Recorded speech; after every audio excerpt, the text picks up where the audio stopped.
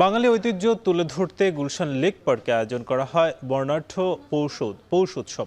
Gulshan society ও fashion design কাউন্সিলের যৌথ উদ্যোগে এই উৎসবের আয়োজন করা হয়। সকাল থেকে রাত পর্যন্ত চলা এই উৎসবে ছিল লোকসঙ্গীতের সুর, দেশীয় কারুশিল্প ও বুনন শিল্পের নান্দনিক প্রদর্শনী, পাশাপাশি ছিল নানা রকম পিঠাপুলির স্টল।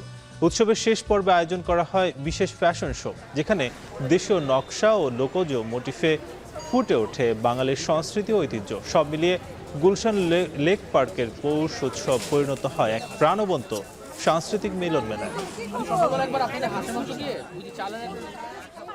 আমাদের ঋতুগুলিকে নিয়ে আমরা কোনো না কোনো আয়োজন করার চেষ্টা করি, বিশেষ করে কমিউনিটির জন্য, নতুন জেনারেশনের জন্য।